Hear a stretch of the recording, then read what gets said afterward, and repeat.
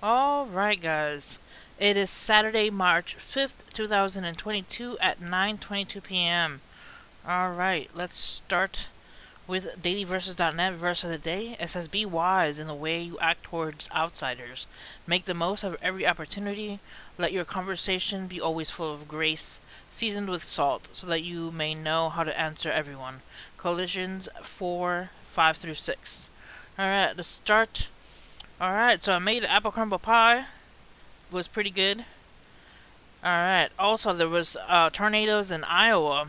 So you see here some damage happening to some buildings and homes in Iowa.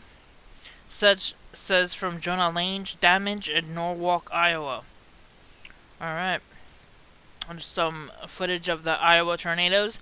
It says video of large wedge tornado right before it took a direct path into Winterset, Iowa. That is pretty big wedge. Alright. Let's keep going. More damage from Iowa. It says, wow, check out the damage left behind this tornado. Warned storm on Saturday in Iowa. Alright, there's also hail, 2-inch hail in Orient, Iowa. Let's take a look at this image so you guys can see the size of the hail. That is pretty big. Probably smashed some windows. Alright. See if there's any more hail. Lots of busted windows on parked cars in Orient, Iowa. Very large hail a few miles south. Let's take a look at this image so you guys can see a comparison of the hail to a quarter. Pretty big. Alright guys. Still severe thunderstorm warning until 8 p.m. for Rapids, Iowa, Marion, Iowa, Cedar Rapids, Iowa, and Hiawatha, Iowa until 8 p.m. Alright. And here we have a tornado in Corydon, Iowa. Look at that. Wow. Filmed through the window of the car. Pretty intense.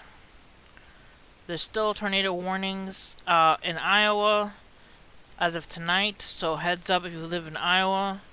Here we have intense tornado damage near Winterset, Iowa. And you see some damage on buildings and some trailers damaged. Alright. Alright, here it says new tornado watch has been issued for eastern Iowa, western Illinois, and northwestern Missouri. A few tornadoes, damaging wind gusts, and large hail are possible throughout the evening. So heads up all the way until 11 p.m. tonight. Let's take a look at the image. You guys can check out the areas that this is happening in. Iowa, parts of Missouri. Alright. And here we have a tractor trailer rolled over on its side. It says a semi rolled on I-80 as a large tornado crossed earlier this evening east of Colfax, Iowa. Let's take a look at the images so you guys can see. By Zachary Hall. The truck turned on its side due to the tornado that passed. Alright. And more hail. We got from Matthew Wilson, lots of 2 to 2.5 inch hail just south of Orient, Iowa. Some pretty neat shapes too. Let's take a look at these images so you guys can see. Look at that. 2-inch hail.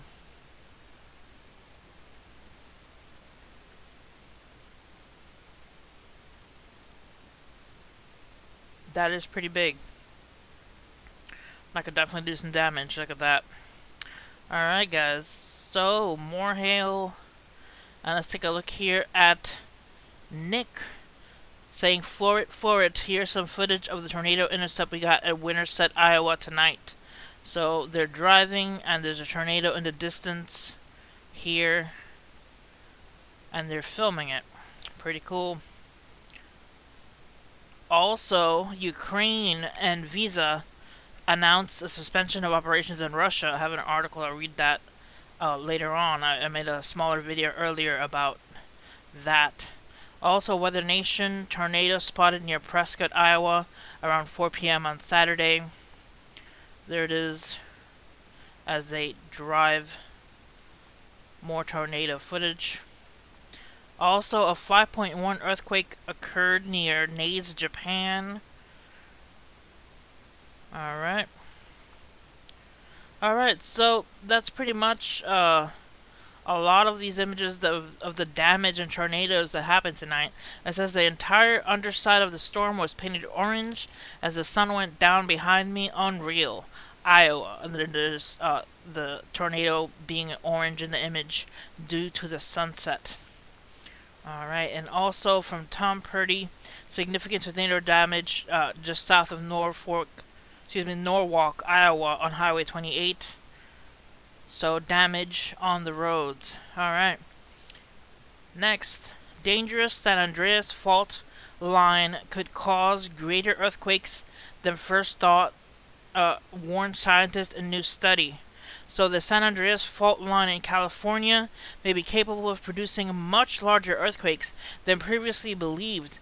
The findings were published by the Journal of Geology and found that earlier assumptions about the scale of possible earthquakes produced by the fault line were underestimates. According to the research, scientists previously believed that a central section of the fault produced less earthquake damage than other sections of the fault. However, the study authors conducted that large magnitude earthquakes are possible in the area and may have happened in the past. The San Andreas Fault is an 800-mile stretch to California where the Pacific and North American tectonic plates meet. The fault runs from San Francisco to San Diego. So, more or larger earthquakes and major earthquakes could happen. It says researchers previously believed that the largest earthquakes were formed at the ends of the fault, where immense pressure could build over time, releasing in major earthquakes. Alright, so larger earthquakes could happen at the San Andreas Fault. Alright, next, we have new water war in the West has neighboring counties in Utah fighting over precious resource, the water. It says Mark Winch relies on a spring to run his ranching and farming operation in a remote section of Utah's Beaver County in a place called Wawa Valley. The spring feeds his hydroelectric plant that supplies energy for his home and irrigation pivots on land his great-grandfather homestead in the late 1800s. We have shed blood, sweat, and tears over the past 100 years to build something out here, he says. This is dry country, which is a particular swath of Utah located in extreme or severe drought. We're at ground zero for the drought, Winch said. Water is gold. That was the real gold rush of the West. Water, in my opinion. Winch fears his family legacy will dry up if a proposed groundwater pumping project gets federal approval to proceed. I am immensely concerned, he said. This spring is my everything. Running out of water. Neighboring Iron County and southwestern Utah is immensely concerned as well, hoping to rectify the dire water shortage for its residents that is setting the blueprint for western desert conflict by going after water in Beaver County, which is secured water rights from the Utah and state engineer. Our water situation is pretty serious, said Brent Hunter, chairman of the Central Iron County Water Conservancy District, adding that the district does not get more water. Practically every acre of agricultural land will dry up in the future. Like Winch, Hunter farms alfalfa on land that has become increasingly challenged by drought, which is unleashing a new intensity of water conflict in the West. The district is operating on an annual water supply deficit of 7,000 acre-feet, and that is extremely arid conditions are making it worse. It wants to tap groundwater supplies for 10 production wells and federally managed land in Beaver County's Pine Valley, which is just over the hill in Winch's Place. At some point, the district could also move into Millard County for water there. You just don't go file a neighbor's county's resorts. Complained Beaver County Commissioner Mark Whitney. You can have all the water rights in the world, but the resource isn't there. It isn't there. So they're having an existential crisis in the West. It says a groundwater management plan instituted in the state of Utah will further restrict Iron County's ability to deliver water, and over 50 years will shave 2/3 of the water rights that have been appropriated in a district, Hunter said. So I'll leave the link so you guys can finish reading this article, but pretty much they're having water wars in Utah, fighting over that resource. Alright, next, wheat apocalypse. Overview of decent wheat crop looks very bad all around the world. So wheat crop down in the U.S., the result of the disastrous harvest is still being felt months later. A limited supply of soft white wheat, the primary type of wheat grown in inland Northwest, has helped lead to 6-year low for wheat exports from the United States. That according to the USDA wheat report for February. The report also states that 71% of the U.S. winter wheat is being hit by drought in 2022. Drought is one of the many factors impacting local farmers, including rising supply costs and unstable global wheat markets thanks to the war in Ukraine. Since Russia and Ukraine are pretty much very large wheat exporters, they pretty much send a lot of the wheat. As with the outbreak of Russia and Ukraine war in February 2022, Egypt's food security crisis now poses an existential threat to the economy. The fragile state of Egypt's food security stems from the agricultural sector's inability to produce enough cereal grains, especially wheat and oilseeds, to meet even half of the country's domestic demand. Cairo relies on large volumes of heavily subsidized imports to ensure sufficient as well as affordable supplies of bread and vegetable oil for the 105 million citizens. Securing those supplies has led Egypt to become the world's largest importer of wheat and among the world's top 10 importers of sunflower oil. In 2010, Cairo was already facing down food inflation levels not seen since the Arab Spring civil unrest a decade earlier, the top of the government from former Husseini Mahobak. After 8 years of working assiduously to put Egypt's economic house back in order, the government of President Abdel Fattah is now similarly vulnerable to skyrocketing food costs that are reaching budget-breaking levels. The Russian-Ukraine war catapulted prices to an unstable levels for Egypt, increasing the price of wheat by an additional 44% and sunflower oil by 32% virtually overnight. Even more troublesome, the war threatens Egypt's physical supply itself, since 85% of its wheat comes from Russia and Ukraine, as does 73% of its sunflower oil. So Egypt dire straits there. Also, China's winter wheat could be worse in history. China, speaking reporters on the sidelines of the country's annual parliament meeting, Minister of Agriculture and Rural Affairs said that rare heavy rainfall last year delayed the planting at about 1/3 of the normal wheat acreage. A survey of the winter wheat crop taken before the start of winter found that the amount of first and second grade crop was down by 20 points. So not long ago, they had grassroots to do a survey, and many farming experts and technicians told us that the crop conditions this year could be the worst in history. So even China. And drought shrinks Canada's wheat crop to 14-year lows. So Canada having the smallest canola harvest in 9-year low, the government reported.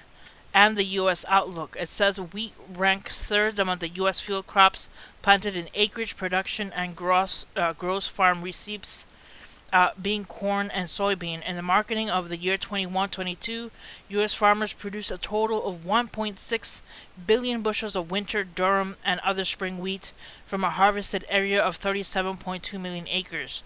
The U.S. winter wheat planted from 2022 to 23 is projected at 34.4 million acres, and up to 2% from the previous year. The general downward trend in wheat plantings over the last 2 decades is attributed to lower relative returns from wheat changes in government programs that give farmers more planting flexibility and increased competition in global wheat markets. However, what area increased slightly in the last 2 seasons as elevated prices have provided an incentive to plant additional wheat. The U.S. share of the global wheat market also declined over the past 2 decades as the European Union and Russia rose in prominence. Between 2001 and 2005, the U.S. share of global wheat exports averaged 25%.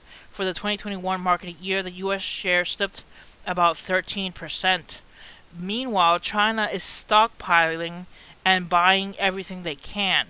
They had, of course, massive flooding in their breadbasket region over the past few years. Also, the Chinese understand much better than the West that the famine will cause social unrest and change to their authority. Alright, so I'll leave you guys a link so you guys can check out this story as well. But the crop issues is not looking good for the entire world. Egypt probably will have a lot of issues there. Alright, the US tells Americans to leave Russia immediately after Putin dials up threats. So the State Department of Saturday updated its advisory for American citizens in Russia, urging them to leave immediately. It comes after a prior notification from the embassy on Wednesday, which advised that they should consider exiting the country. So I'll leave you guys the link to that article, but the U.S. is telling all Americans to leave Russia. Alright, also Visa and MasterCard suspend all Russian operations just hours after Ukraine President Zelensky asked Congress to, among other things, turn off the Visa and MasterCard in Russia, to which Republican Brad Sherman responded with the Financial Services Committees need to look at this next. The two payment processors decided unilaterally that without any prodding from Congress to suspend Russia operations, and all transactions initiated with the cards issued in the country will no longer work abroad. So Visa and MasterCard, or any of those cards issued by financial institutions outside of Russia, will also no longer work within the country. I'll leave you guys the link so you guys can check that article out. That's pretty spooky. Alright, next. North Korea Kim launches 9th ballistic missile this year while all eyes are on Ukraine. With the entire world's attention focused on Russia and Putin, the ongoing war in Ukraine, now in the middle of its second week, it seems Kim Jong-un thought it was the perfect time to launch some rockets. On Saturday, North Korea fired a ballistic missile into the sea while expanding weapons testing, according to the Associated Press. The launch was detected by South Korean military, and the country's Joint Chief of Staff said that the missile flew about 270 kilometers or 168 miles at a maximum altitude of 348 miles and landed in the sea between Korea and Japan, the report detailed. 2022 has already been a busy year for Pyongyang, with Saturday's launch making no less than 9 rounds of missile launches, also coming at a moment of denuclearization talks on the peninsula have been completely stalled. Alright, so I'll leave you guys that article as well. Alright, and then we have from The Watchers, we have an all-out effort to protect nuclear power plant from a massive wildfire in South Korea. So, wildfire getting close to a nuclear power plant in South Korea. Also, unexplained power outages were happening across Taiwan on March 3rd. And also, there's still flooding disasters happening in Australia. So please pray for Australia. Pray for the whole situation in South Korea. Hopefully the nuclear power plant does not get damaged and cause a nuclear disaster. Alright guys, prayers all around. Please pray for the people in Ukraine still. Pray for all the people who are being affected by tornadoes in Iowa. Please pray for each other because we all need it. Alright guys, that's it for this video. Hit like and subscribe for more news, and see you guys next time. God bless.